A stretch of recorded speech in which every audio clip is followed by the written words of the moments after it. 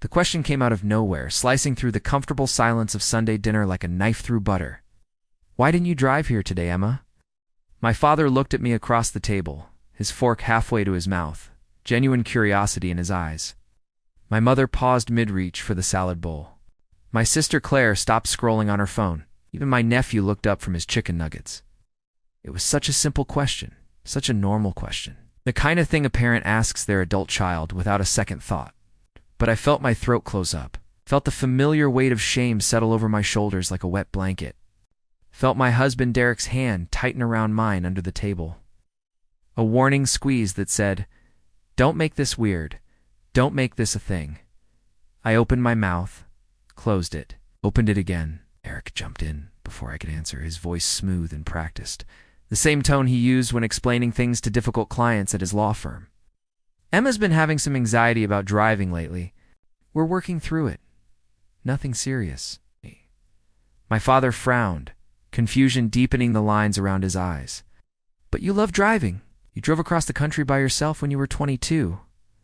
That was before I wanted to say, before I met Derek, before I met his mother, before I learned what it meant to have every choice questioned, every decision scrutinized, every moment of independence slowly, methodically stripped away. Instead, I smiled, forced my lips into the shape they'd learned to take over the past 7 years. People change, Dad. It's fine, really, but it wasn't fine. Nothing had been fine for a long time.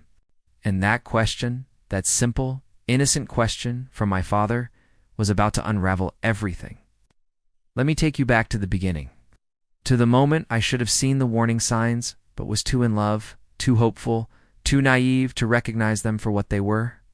I met Derek at a charity gala 7 years ago. I was 26, working as a graphic designer for a small marketing firm, wearing a dress ID borrowed from Claire because I could unafford anything nice enough for an event like that. Derek was 31, already a junior partner at his firm, confident and charming in his perfectly tailored suit. He made me laugh within the first 5 minutes of conversation. By the end of the night, I'd given him my number. By the end of the month, we were inseparable. He was everything I thought I wanted: ambitious, successful, attentive. He sent flowers to my office. He remembered small details from our conversations. He introduced me to his friends, took me to expensive restaurants, made me feel like I was the most important person in the world. The first time I met his mother was 3 months into our relationship. Barbara Richardson lived in a sprawling colonial house in the suburbs, the kind of place that screamed old money and careful preservation of family legacy. Derek had grown up there. His father had died when Derek was 15, leaving Barbara a widow at 42. She never remarried.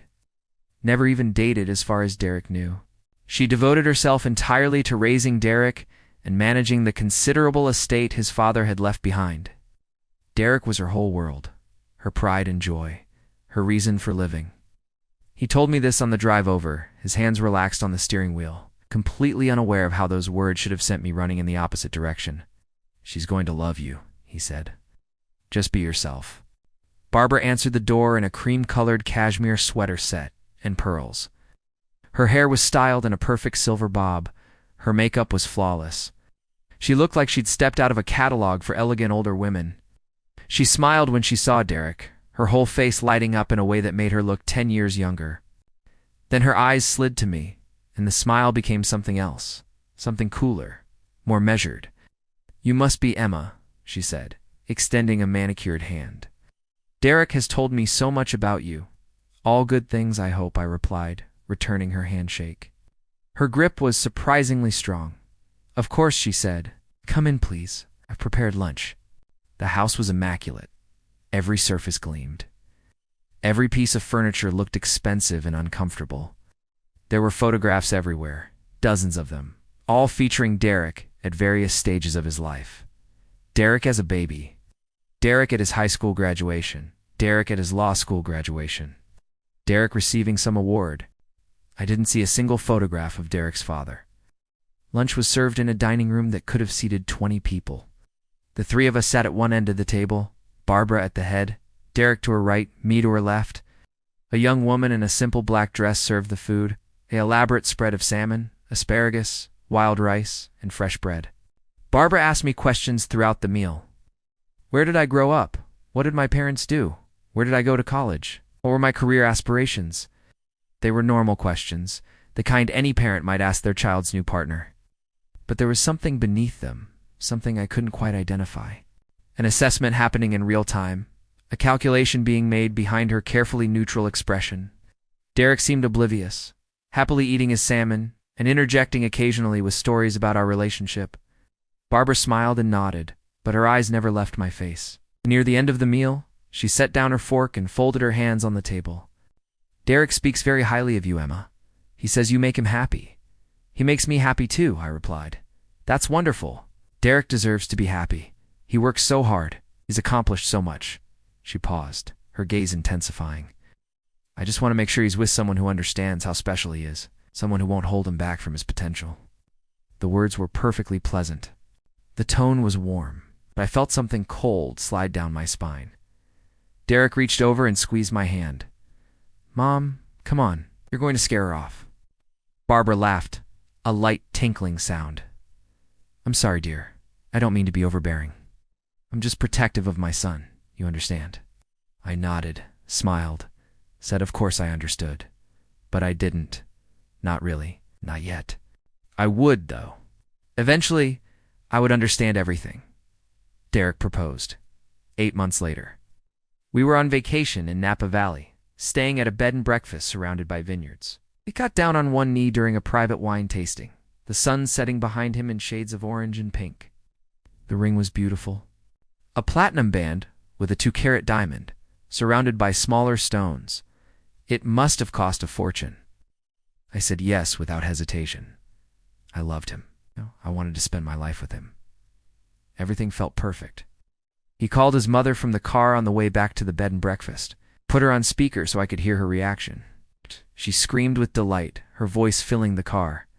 Oh, Derek, that's wonderful. I'm so happy for you. And Emma, welcome to the family.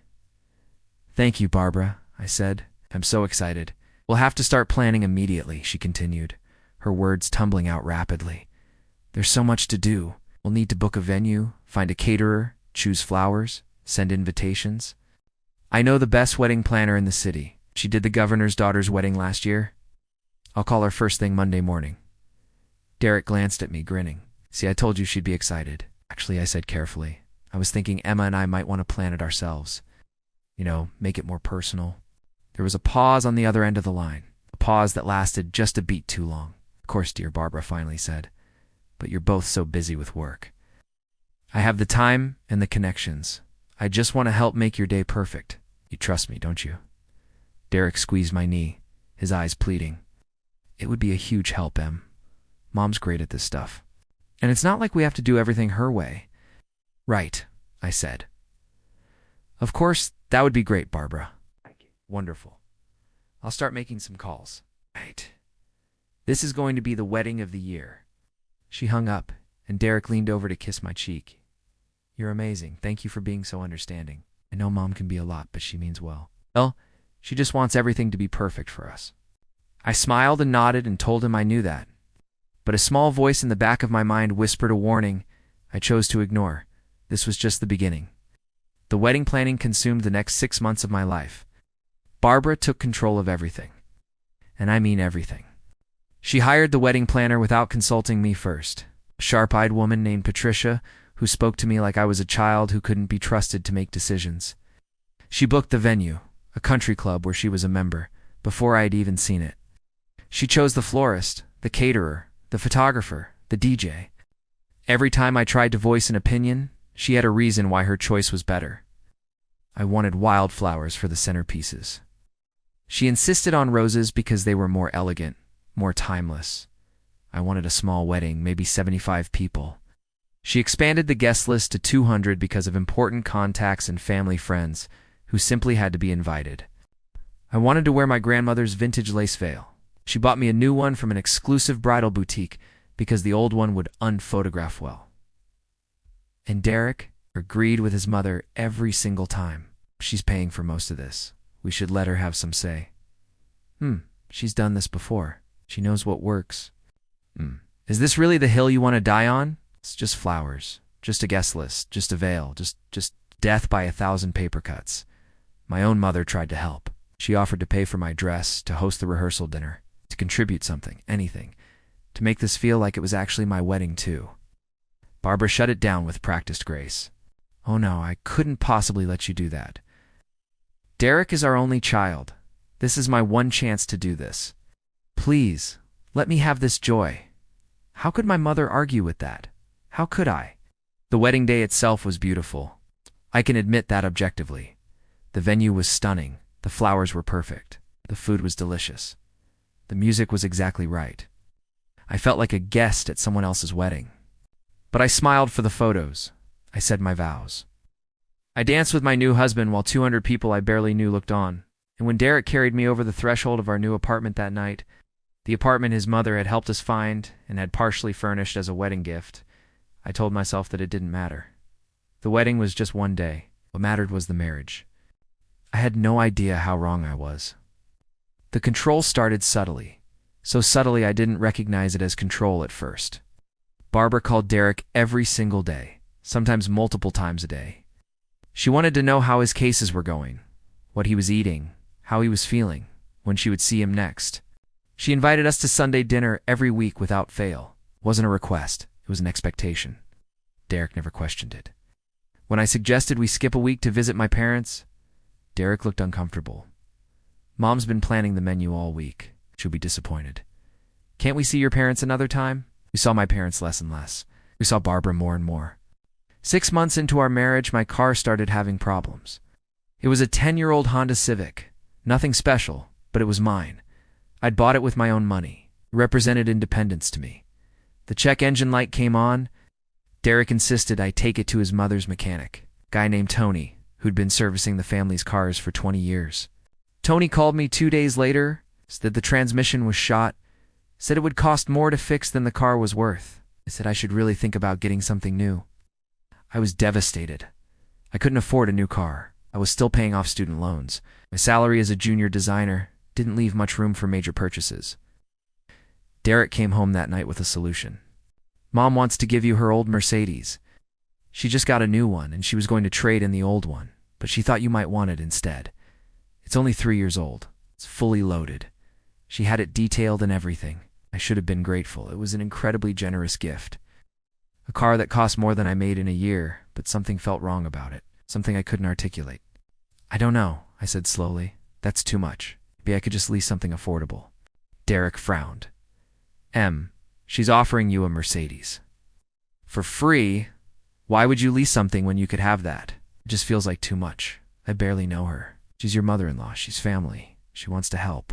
Why are you making this weird? There it was again, that phrase, making this weird. As if my discomfort was the problem, not the situation itself. I took the car. Of course I took the car. Barbara handed me the keys during Sunday dinner the following week, beaming with pride. Now you can drive in style, she said. No more worrying about that old Honda breaking down. Thank you, I said. This is incredibly generous. Nonsense. Your family now. It's mine is yours. She hugged me, and I smelled her expensive perfume, felt the press of her pearls against my cheek. I drove home in the Mercedes, Derek in the passenger seat, and I felt like I was driving someone else's car, like I was borrowing something that could be taken away at any moment. I wasn't wrong. The first time Barbara used the car to control me was 8 months later. I'd been invited to a design conference in Chicago. It was a great opportunity, a chance to network and learn from industry leaders. My boss was thrilled I'd been accepted.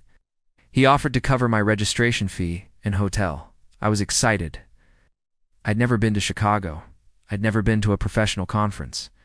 It felt like validation of my work, my potential. I told Derek about it over dinner.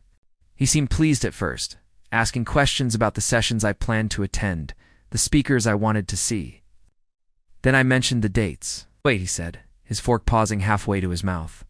That's the same weekend as Mom's birthday party. I'd completely forgotten. Barbara's birthday was a major event every year. Formal dinner party at her house with 30 of her closest friends. Catered food, a string quartet, champagne toasts. I could miss it, I said carefully. Just this once. It's a really important conference. Derek set down his fork. You can't miss my mother's birthday. It's a party. There will be 30 other people there. She won't even notice I'm gone. Yes, she will. And she'll be hurt. After everything she's done for us. For you? You're going to skip her birthday? The guilt hit me like a physical blow. He was right, wasn't he? She had given me a car. She'd paid for our wedding. She included me in family dinners every week. What kind of ungrateful daughter-in-law skips her mother-in-law's birthday party? I'll see if I can change my flight, I said quietly. Maybe I can fly out after the party? Derek's face relaxed. That would be perfect. I knew you'd understand. I didn't change my flight. I canceled the conference entirely. When I told my boss, he looked disappointed but understanding. There will be other conferences, he said, but there weren't, not for me. Not anymore. Because 2 weeks later, I came home from work to find Derek sitting at the kitchen table, looking uncomfortable. What's wrong? I asked, my heart immediately racing. Nothing's wrong. It's just, Mom called today. Okay? She was talking to Tony, the mechanic. He mentioned that the Mercedes is due for inspection next month. I waited, not understanding where this was going. Derek cleared his throat. The thing is, the car is still registered in Mom's name. She forgot to transfer the title, so technically it's still her car, so we'll transfer it. No big deal. Right? Except she's thinking maybe she should keep it in her name for insurance purposes. It's complicated, but basically it would be cheaper for everyone if she kept ownership and just let you use it. I stared at him. Yeah, I mean, nothing would change. You'd still drive it every day. It's not a big deal. But it wasn't my car. It had never been my car. I should have argued. Should have insisted we buy our own car. Something truly mine. But I didn't, because I'd already learned that arguing meant. Derek looking at me with that expression of pained disappointment meant being made to feel ungrateful and difficult and unreasonable. So I said, okay. I said, thank you. I said it wasn't a big deal. And Barbara kept the car in her name. The control tightened gradually over the next 2 years. Barbara started offering unsolicited advice about everything. What I wore, how I decorated our apartment, what I cooked for dinner, how I spent my money. You're wearing that to Derek's firm party? Don't you have something more professional? Those curtains are awfully bright for a living room, dear. Have you considered something more neutral? You spent how much on takeout this month? Derek works so hard for his money, you should be more careful. And Derek always took his mother's side. She has a point, Em. That dress is a little casual for a work event. The curtains are kind of loud. Maybe we should look at something else. Should probably cut back on takeout. Mom's right about that. I started second-guessing every decision. Every choice felt like a test I might fail. I stopped going out with friends as much because Barbara would call during our dinners or drinks, and Derek would expect me to answer, would get annoyed if I didn't. I stopped pursuing freelance design projects because they took time away from Sunday, dinners, and the various other family obligations that had accumulated. I stopped driving to visit my parents because Barbara would ask to borrow the Mercedes for some errand or another, and Derek would insist we couldn't say no. Wait, you might be thinking, she borrowed the car back? The car she'd given you? Yes, regularly. The first time, she claimed her new car was in the shop. Just for a few days. She was so apologetic, so sweet about it. I said, of course. What else could I say? She kept it for 2 weeks. When she finally returned it, she mentioned that she'd noticed the gas tank was low when I'd given it to her. Perhaps I should be more careful about keeping it filled up. After all, it was still her car, technically. The message was clear. This wasn't a gift. It was a leash. She could yank it whenever she wanted. Year 3 of my marriage. Year 5 of knowing Barbara Richardson. This was when things got really bad. I've been working at the same marketing firm since before I met Derek. I liked my job. I was good at it. I'd gotten 2 promotions. My boss respected my work. I had an identity there that existed completely separate from being Derek's wife or Barbara's daughter-in-law. Then Derek's firm offered him a promotion. Senior partner. Significant pay increase. Prestige. Power. There was just one catch. He'd need to work longer hours, or travel more for client meetings. He'd need support at home. We should start thinking about you cutting back your hours, he said one night. Or maybe going part-time. It's my new salary. We don't need your income as much. I felt panic rise in my chest. I don't want to cut back. I love my job. I know. but this is a huge opportunity for me. For us, we're a team, right? Sometimes one person has to sacrifice a little for the other person to succeed. The word sacrifice stuck in my throat. Like everything I'd already given up didn't count. I'll think about it, I said. I didn't have to think about it for long. Barbara made the decision for me. She called me at work 2 days later, said we needed to talk, said she was concerned about my marriage. We met for lunch at an upscale cafe she'd chosen. She was already seated when I arrived, looking immaculate, as always, in a cream suit. "Emma, darling," she said, kissing my cheek. "Thank you for meeting me." We ordered salads neither of us really ate. She made small talk for exactly 10 minutes before getting to the point. Derek told me about his promotion. "I'm so proud of him." "I'm proud of him too," I said carefully. "This is a crucial time in his career. The decisions he makes now will affect the rest of his life." She paused, her eyes locking onto mine. "The support he receives now will determine how far he can go." "He has my support, does he? Because from where I'm sitting, it seems like you're prioritizing your own career over his." I felt like I'd been slapped. "That's not fair, isn't it? He needs a wife who can host dinners for his colleagues, who can travel with him when needed, who can manage the home so he can focus on his work. How can you do any of that if you're working 40 hours a week?" "I work hard because I'm good at what I do, because I enjoy it." "Of course you do, and that's admirable. But marriage is about compromise. It's about putting your partner's needs first." She leaned forward, her voice softening. "I gave up my career when I married Derek's father. I devoted myself to being a good wife, a good mother, and look at Derek now. Everything he's accomplished. Don't you want the same for your marriage? This is different. Times are different, are they? A successful man needs a supportive wife. It hasn't changed." She reached across the table and took my hand. "I'm not trying to tell you what to do, Emma. I'm just trying to help you see the bigger picture. Derek is going places. The question is whether you'll be an asset to his journey or a liability." I pulled my hand away. "I'm not a liability." "Then prove it. Show him you're willing to prioritize his success. Show him you understand what it means to be his partner." I left that lunch feeling sick, feeling confused, feeling like somehow I was the one being unreasonable. I told Derek about the conversation that night, told him his mother had ambushed me at lunch, had suggested I quit my job. He didn't look surprised.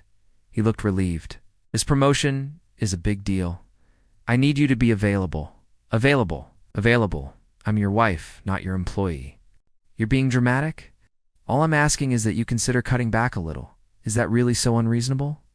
"Yes," I shouted. "Yes, it is. I've already given up so much. My friends, my time, my autonomy. And now you want me to give up my career too. What have you given up?" Derek's voice rose to match mine. "You have everything. A beautiful apartment, a luxury car, financial security. Most women would kill for what you have." "Most women?" I felt tears burning in my eyes. "Is that what your mother told you? Don't bring her into this. She's already in this. She's always been in this. She controls everything, Derek. Everything." He stared at me for a long moment. Then he picked up his keys and walked out. He went to his mother's house. He came back 3 hours later, sat down on the couch next to me, took my hand. "I talked to Mom," he said quietly. "She said she didn't mean to upset you. She was just trying to help." I said nothing. "Look," he continued, "I don't want to fight about this. Let's just table the whole job thing for now. You keep working, we'll figure the rest out as we go." I should have felt relief. I should have felt like I'd won. But I knew better. This wasn't over. It was just delayed. Barbara Richardson always got what she wanted. It was just a matter of time. The breaking point came 6 months later. I was driving home from work, exhausted after a long day. My boss had just assigned me a major project with a tight deadline. I was stressed, but excited, energized by the challenge. My phone rang through the car's Bluetooth system. Barbara's name appeared on the screen. I almost didn't answer. Almost let it go to voicemail. I wish I had. "Hello, Barbara." "Emma, darling, how are you?" "I'm fine." "On my way home?" "Wonderful. I was hoping to catch you. I need a tiny favor." My hands tightened on the steering wheel. "Okay, I'm having some furniture delivered tomorrow afternoon. Some new pieces for the sunroom. The delivery window is between 1 and 5, and I have my book club at 2. Would you be able to be here to let them in? Tomorrow? I have work tomorrow. I know. I thought perhaps you could take a half day. It would only be a few hours. Barbara, I can't. I have a major deadline. Silence on the other end. Then, I see. Well, I suppose I'll have to reschedule the book club. It's just that we've had it planned for weeks, and everyone was so looking forward to it. Oh, the guilt settled over me like a familiar weight. Can't Derek do it? Or can't you reschedule the delivery? Derek has court tomorrow, and the furniture is coming from Boston. The delivery was scheduled months ago. She sighed.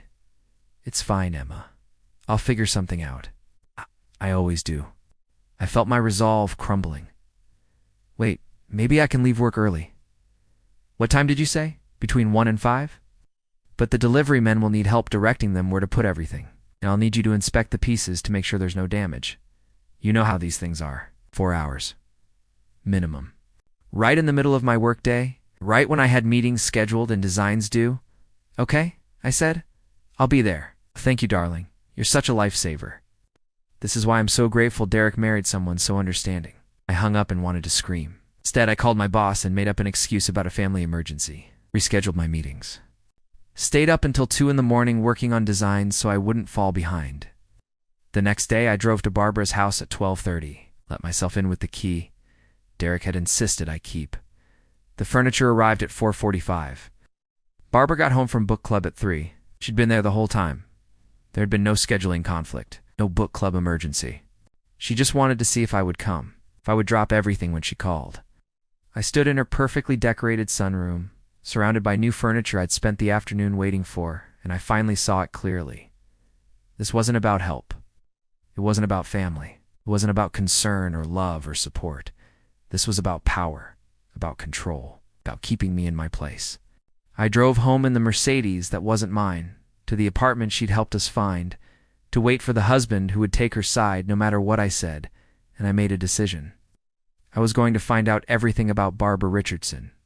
Every secret, every lie, because nobody maintains this level of control without having something to hide. I started digging the next morning. I wasn't sure what I was looking for exactly. Evidence of manipulation? Proof that she was deliberately sabotaging my marriage? Something I could show Derek that would finally make him see what his mother really was? I began with simple internet searches, social media profiles, public records, anything I could find online. Barbara Richardson was surprisingly absent from the internet. No Facebook, no Instagram, no LinkedIn. For someone who seemed so connected, so social, she had remarkably little digital footprint. Her house was listed in public records. Purchased 32 years ago by Paul and Barbara Richardson. Paid off 15 years ago, shortly after Paul's death. I searched for Paul Richardson's obituary, found it in the archives of the local newspaper. Paul Michael Richardson, age 47, died suddenly on October 15th. Beloved husband of Barbara, his devoted father to Derek, successful investment banker. Memorial service to be held at First Presbyterian Church, died suddenly. That was all it said. No cause of death. No details. I'd never thought to ask about Derek's father. Derek rarely talked about him. When he did, it was always vague. Heart attack, I think he'd said once. He was just gone one day. I searched for more information about Paul Richardson. Found some old business articles mentioning his firm. Found his LinkedIn profile, inactive since his death. Found a few photos from charity events. In every photo, Barbara stood beside him, elegant and composed. But there was something in her posture, in the way she held herself slightly apart from him, that seemed off. I was grasping at straws. I knew that. But I couldn't shake the feeling that there was something here, something important. I created a fake Facebook profile, used it to join some local community groups. Groups for residents of Barbara's neighborhood. Historical societies. Alumni groups from the university where Barbara claimed she'd met Paul. I spent my lunch break scrolling through old posts, looking for mentions of the Richardson family, photos from neighborhood events, anything. I found a thread from 6 years ago in the neighborhood group. Someone asking about the loud noises coming from the Richardson house one night. Several people responding that they'd heard arguing. Police had been called. Domestic disturbance, someone wrote. But Mrs. Richardson said everything was fine. Police didn't press it. My heart rate picked up. When was this? Check the date on the post. 8 months before I met Derek. Barbara had told me she'd been alone since her husband died when Derek was 15. Devoted widow. Never even looked at another man. But Derek was 31 when we met. If Paul had died when Derek was 15, that was 16 years ago. So who was Barbara arguing with 8 months before I came into the picture? I couldn't ask Derek about it directly. He'd want to know why I was researching his family, why I was digging into his mother's past. Instead, I tried to be casual. Brought up his father during dinner one night. You never really talk about him. I was thinking maybe we could visit his grave sometime. Pay our respects. Derek looked uncomfortable. We don't really do that. Why not? Mom finds it too painful. She hasn't been to the cemetery since the funeral. It's sad. Maybe it would help her to go, for closure. Drop it, please. It's not something we talk about. But why? He was your father. Don't you want to remember him? Derek set down his fork with more force than necessary. I said, drop it. I held up my hands. Okay, I'm sorry. I didn't mean to upset you. He softened slightly. It's complicated. Mom went through a lot after Dad died. I don't like bringing it up. What do you mean a lot? He stood up, taking his plate to the sink. I'm going to finish some work in the study. Subject closed, just like always. But I couldn't let it go, because now I knew there was something. Some secret that Derek either didn't know or didn't want to face. I decided to visit the cemetery myself. Oakwood Memorial Gardens was 20 minutes from Barbara's house. I went on a Saturday afternoon when Derek was playing golf with colleagues and Barbara was at some charity luncheon. The cemetery office gave me a map showing where Paul Richardson was buried. Section C, row 12, plot 43. I walked through the rows of headstones, noting the dates, the inscriptions, the flowers left by loved ones. Paul's grave was neat, but neglected. The headstone was simple granite with basic information. No flowers, no decorations, no signs that anyone had visited in years. I stood there for a long moment, trying to think of what to say to this man I'd never met. This father-in-law who existed only in photographs and vague references. I'm sorry Derek doesn't visit, I said quietly. I'm sorry Barbara finds it too painful. I'm sorry you died so young. Took a photo of the headstone with my phone. I wasn't sure why. Maybe because it felt like evidence of something. As I was leaving, an elderly man working on a nearby grave looked up. You visiting Paul? I froze, yes. Did you know him? Known the Richardson family for years? One maintains several plots in this section. I used to see Barbara here all the time right after Paul passed. Then she just stopped coming. When did she stop? He scratched his head, thinking. Maybe 15, 16 years ago, right around when the boy graduated high school, so she had visited, at least initially. That made sense. She's been through a lot, I said carefully, fishing for information. The man nodded. Tragedy like that, it changes people, especially when there's suspicion. Suspicion. He looked at me more carefully. You family? Daughter-in-law.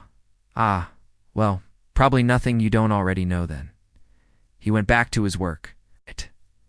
I said, please, I'm trying to understand what happened. Barbara won't talk about his father. Barbara gets too upset. I just want to know. He studied me for a moment, then sighed. Probably shouldn't say anything, but it's been a long time. And you seem genuine. He set down his tools and leaned against a nearby headstone. Paul Richardson didn't die of a heart attack, he said. He fell down the stairs in that big house of theirs, broke his neck. I felt cold despite the warm sunshine. That's terrible. Police investigated, of course. With a fall like that, they have to. Barbara said she was out when it happened. Came home and found him at the bottom of the stairs. But the neighbors reported hearing arguing earlier that day. Loud arguing. And Paul's business partner told police that Paul had been talking about divorce, about leaving Barbara. Oh my God. Never came to anything. No evidence of foul play. Medical examiner ruled it accidental. Could have been, man could have tripped, could have had a dizzy spell. Or someone could have pushed him. There was no way to prove it. No witnesses. Just suspicion and gossip. He picked up his tools again. Like I said, probably nothing you don't already know. But I didn't know. Derek didn't know. Or if he did, he'd never said a word. I drove home in a daze, my mind racing. Barbara's husband had died under suspicious circumstances. He'd been planning to leave her, and then he was dead, and she inherited everything and raised Derek alone and never remarried. It could be coincidence, it could be nothing. I couldn't confront Barbara with century-old gossip from a cemetery maintenance man. I needed real evidence, real proof. I needed to get into her house when she wasn't there. I needed to find something concrete. The opportunity came 2 weeks later. Barbara called to say she was flying to visit her sister in Florida for a long weekend. For days, she asked Derek to water her plants and bring in her mail. Perfect. Derek had a major case that week. He'd be working late every night. I told him I'd handle his mother's house. Told him I'd take care of everything. He kissed my forehead. Thanks, Em, you're the best. I felt guilty for about 5 seconds. Then I remembered every manipulation, every control tactic, every time she'd made me feel small and worthless. The guilt evaporated. I went to Barbara's house on Thursday afternoon, let myself in with my key, stood in the foyer, and tried to decide where to start. The house was immaculate as always. Everything in its place. Nothing personal or revealing in the common areas. I started in her study, a room I'd been in countless times but had never really examined. Her desk was organized to the point of obsession. Files in labeled folders, pens in a precise row. Not a speck of dust anywhere. I started going through drawers, bank statements showing healthy account balances, investment portfolios, property documents. She was wealthy, I knew that. But seeing the actual numbers was staggering. She had more money than Derek and I would likely ever earn in our lifetimes. I found files about Derek's education, every report card from elementary school through law school, every award, every achievement. Documentation of a perfect child raised to be a perfect adult, but nothing about her past, nothing about her marriage, nothing about Paul. I moved to her bedroom. Felt intrusive going through her personal space, but pushed the feeling aside. Her closet was like something out of a magazine, clothes organized by color and season, shoes in clear boxes, everything expensive and pristine. I checked dresser drawers, nightstand, under the bed. Nothing but exactly what you'd expect to find. I was about to give up when I noticed something odd. The back of her walk-in closet seemed shorter than it should be, like there was space behind it. I pushed aside hanging clothes and ran my hands along the back wall, found a seam, a panel that moved slightly under pressure. My heart pounded as I worked it open. Behind the panel was a small storage space. Inside that space was a metal file box. I pulled it out with shaking hands. It wasn't locked. Inside were documents. Old documents, letters, newspaper clippings. I sat on the closet floor and started reading. The first thing I found was a police report from the night Paul Richardson died. The report Barbara claimed didn't exist. The investigation Derek had never mentioned. Officer responded to 911 call at 8:37 p.m. Caller reported finding her husband unresponsive at bottom of staircase. Victim pronounced dead at scene. Visible trauma to head and neck, consistent with fall. Responding officer noted signs of recent argument. Broken glass in study. Witness statements from neighbors reporting raised voices approximately 1 hour before 911 call. Spouse Barbara Richardson stated she had been out shopping, returned home to find victim, could not provide receipts for shopping. Store clerk could not confirm her presence. Medical examiner's report stated cause of death as cervical fracture due to blunt force trauma. Manner of death ruled accidental despite suspicious circumstances. Insufficient evidence to pursue further investigation. I read it 3 times, my hands trembling. There were photos attached to the report. Paul Richardson at the bottom of the stairs, his body at an unnatural angle. The broken glass in the study, the banister at the top of the stairs. I felt sick but kept reading. Underneath the police report were letters. Letters from Paul to someone named Margaret. Letters that were never sent, kept hidden, saved as evidence of something. And the letters told a story. A story of a man trapped in a marriage to a woman who controlled everything, who isolated him from friends, who monitored his every move, who made his life a prison of perfection and impossible standards. I can't do this anymore, one letter read. She's suffocating me.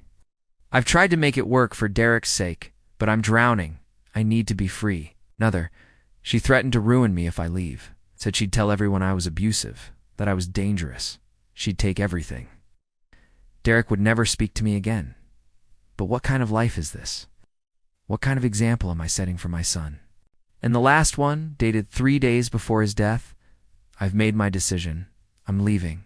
I've contacted a lawyer. I've opened a separate bank account. She doesn't know yet, but she will soon.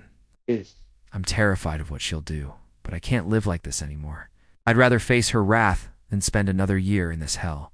He never sent that letter. He never left. He died before he could. I kept digging through the box, found documentation of Barbara's life before she met Paul, a life she'd completely erased. Her real name wasn't Barbara Richardson. It was Brenda Kaplan. She'd been married before, to a man named Robert Kaplan. They'd lived in Ohio. Robert Kaplan had died in a house fire. Investigation was inconclusive, ruled accidental.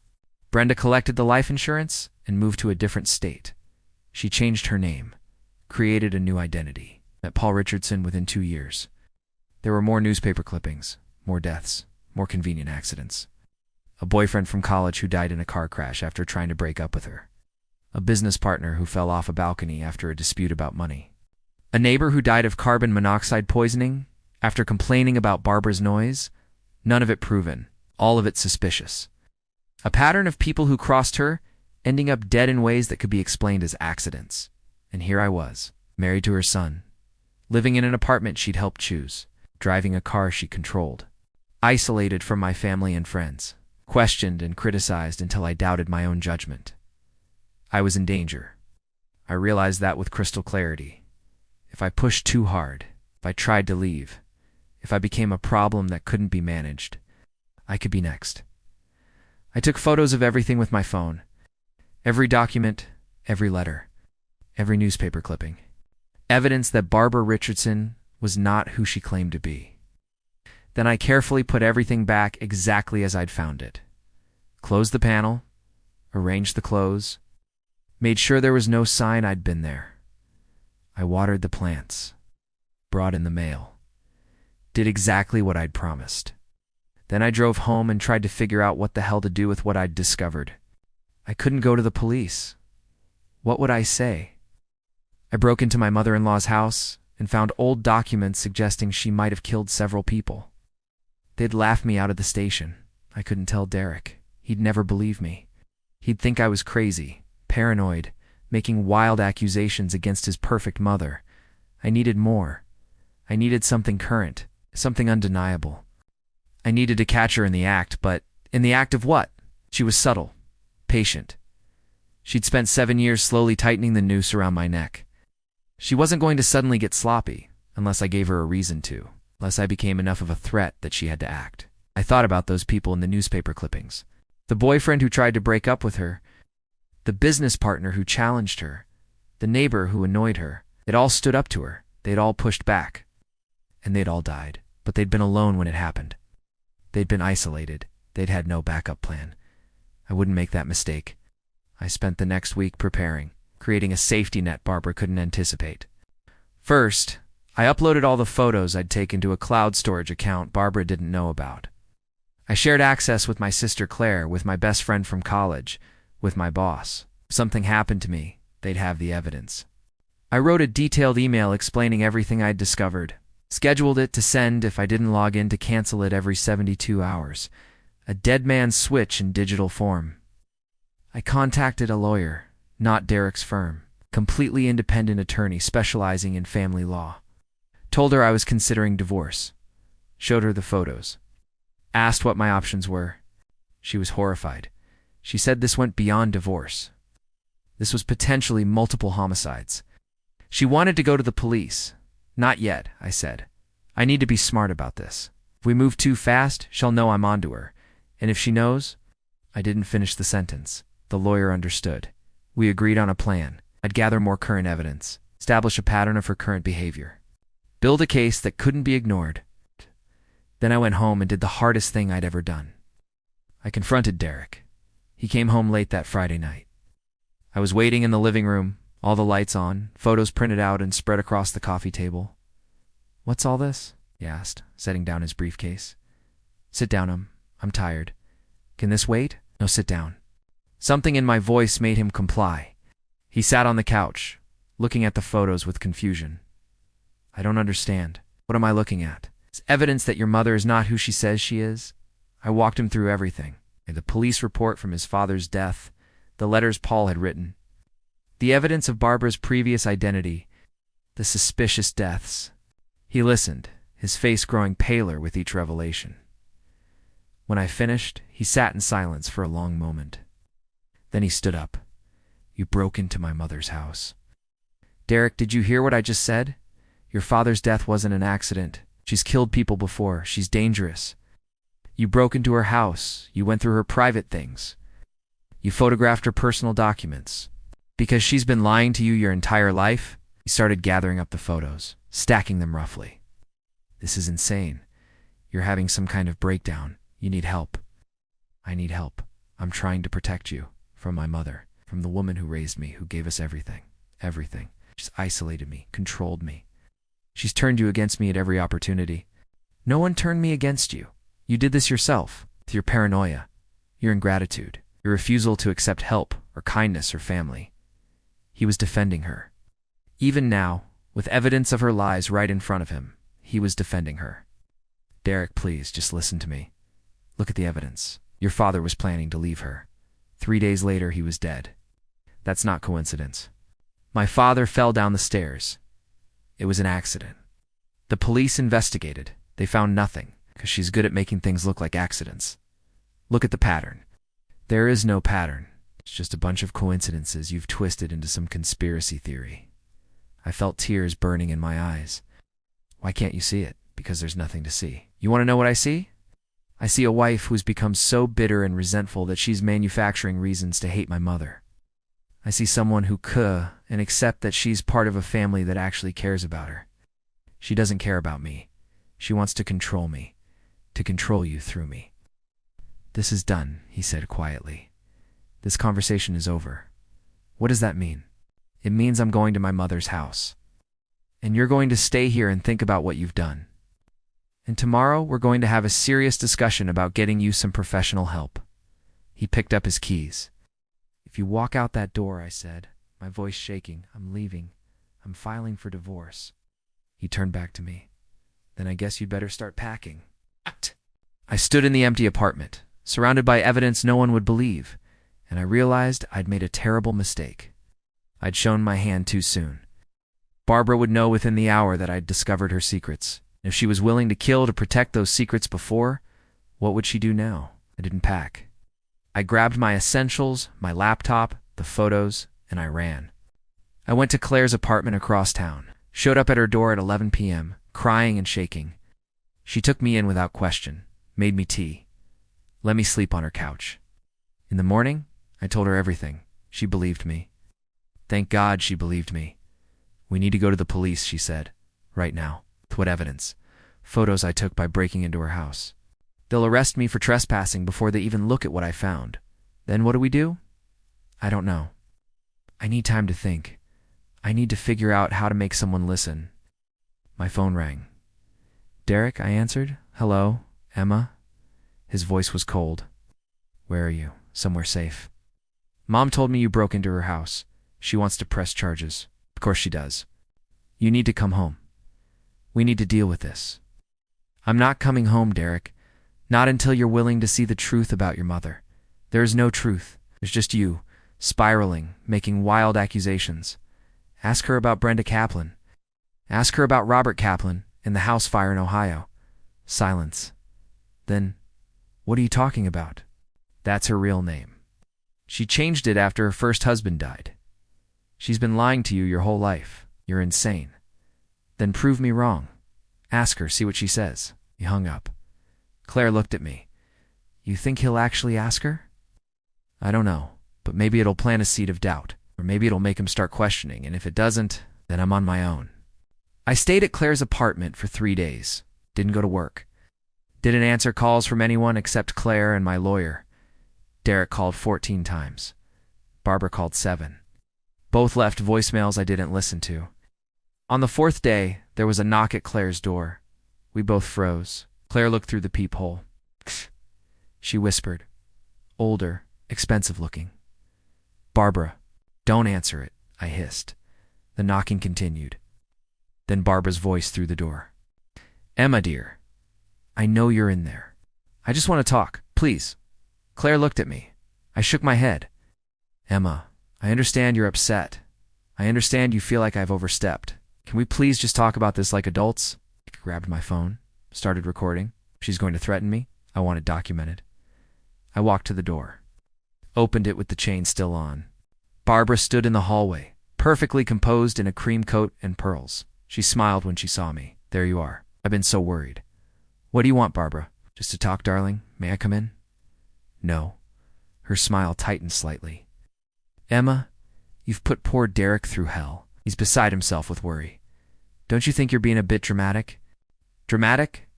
You've been lying about your entire identity. You've killed your first husband. You probably killed Derek's father, too. Her expression didn't change, not even a flicker. I see Derek showed you the photos. I was hoping we could discuss this privately, but if you insist on making accusations in a hallway, so be it. You're not denying it? Why would I deny it? Brenda Kaplan was my maiden name. I changed it after Robert died because I wanted a fresh start. There's nothing sinister about that. And the fire that killed him was a tragic accident. I was devastated. The investigation cleared me of any wrongdoing. What about the boyfriend who died in the car crash? The business partner? The neighbor? Coincidences? Tragedies? Things that happen in life? She stepped closer to the door. You're trying to create a pattern where none exists. You're trying to make me into some kind of monster because you can't handle being part of a real family? A real family doesn't control and manipulate. I never controlled you. I tried to help you, to guide you, to make you into the kind of wife Derek deserves. She paused. But you've proven you're not capable of that. You're too selfish, too paranoid, too weak. Get away from this door or what? You'll call the police? Show them your illegally obtained photos. Accuse me of murders that were investigated and ruled accidental decades ago. Please, go ahead. See how that works out for you. I slammed the door, heard her voice through the wood. You can't hide forever, Emma, and when you do come out, Derek and I will be waiting. You can either apologize and try to make this right, or you can lose everything. Your choice. Footsteps walking away. I turned to Claire. She looked terrified. She just threatened you. On recording, I played back the audio, listened to Barbara's words again. Technically, she hadn't threatened me at all. Everything she'd said could be interpreted as concern. As a mother-in-law trying to salvage a troubled marriage, she was too smart to make explicit threats. This was going to be harder than I thought. My lawyer listened to the recording, read through all my evidence, then delivered news I didn't want to hear. It's not enough. None of this is enough to prove current danger or criminal activity. The old cases are closed. The deaths were ruled accidental. Without new evidence, without witnesses, without something concrete, the police won't touch this. So what do? You have two options. 1, you file for divorce, get a restraining order against Barbara based on the harassment and control, and you move on with your life. She never let me move on. She'll make sure Derek fights me on everything. She'll drag it out. Make it expensive and painful, probably. Which brings me to option 2. What's option 2? You wear a wire. You get her to confess. You record her admitting to the murders, to the manipulation, to everything. Then you go to the police with evidence they can't ignore. How am I supposed to do that? She's not going to confess to murder just because I ask nicely. No, but she might if she thinks you're a threat. If she thinks you're about to expose her. People do stupid things when they're cornered, or dangerous things. The lawyer leaned forward. Not going to lie to you? This is risky. If she's really as dangerous as you believe, confronting her could end badly. So my choices are divorce and constant harassment or potential death. I know it's not fair. But yes, essentially. I sat in her office for a long time, weighing my options. Finally, I made my decision. I'll do it. I'll wear the wire. I'll get the confession. The lawyer nodded. Let's be smart about this. Let's plan this carefully, because you're only going to get one shot. It took a week to set up.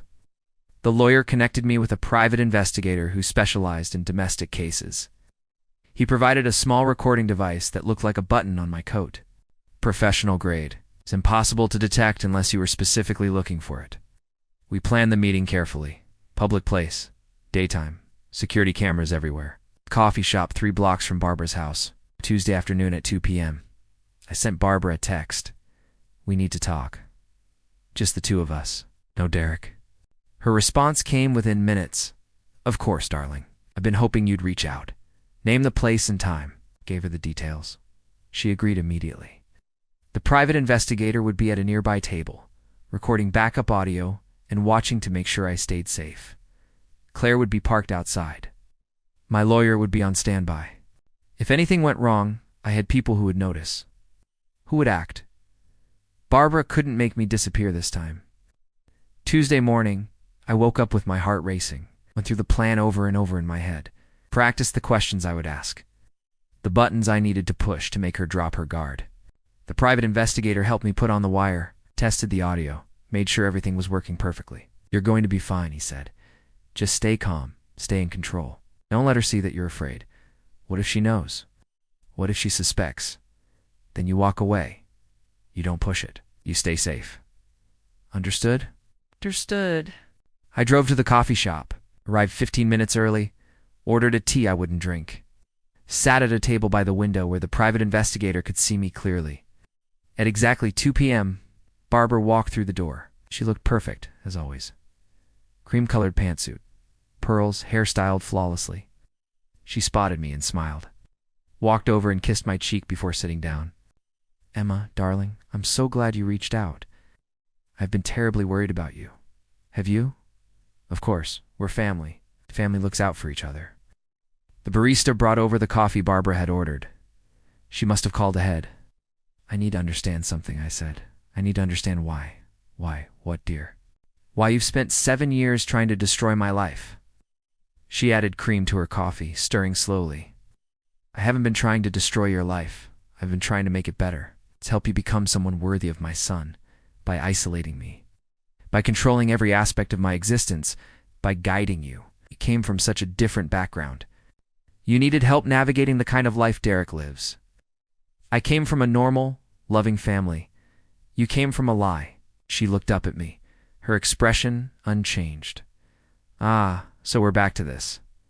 Brenda Kaplan, Robert Kaplan, the house fire in Ohio, ancient history, a tragedy that shaped me into who I am today. And the boyfriend? The business partner? The neighbor? Paul? Her hand stilled on the coffee cup. It's just for a moment. Accidents. All of them. Convenient accidents. Life is full of tragedy, Emma. Sometimes people die. It doesn't mean there's some grand conspiracy. What about the letters? Paul's letters saying he was going to leave you. The letters of a confused man going through a midlife crisis. He would have come to his senses eventually if he hadn't fallen. Or if you hadn't pushed him. Finally, a reaction. Her eyes sharpened.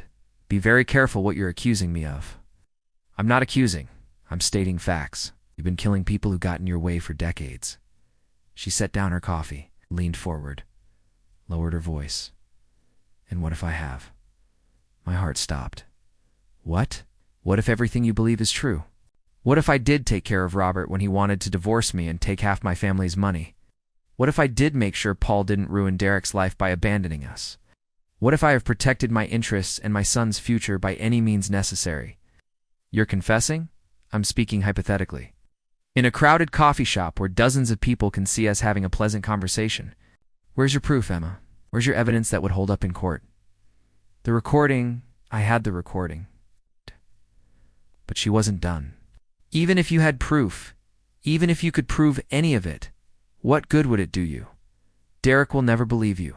He'll stand by me. He'll say you're crazy, vindictive, trying to destroy his family. And without Derek's support, you have nothing. I have evidence. Evidence you obtained illegally. Evidence that any competent lawyer would get thrown out. She smiled. I've been doing this for a long time, dear. I know how to protect myself. Why are you telling me this? Because I want you to understand something. I always win. Always. People who stand in my way end up regretting it. If they live long enough to regret anything, there it was, the threat. On recording. You're going to kill me? Kill you? She laughed. Why would I do that? You're going to disappear all on your own? What does that mean? It means Derek is filing for divorce. It's based on your mental instability. Your paranoid delusions? Your erratic behavior? He's going to request a restraining order.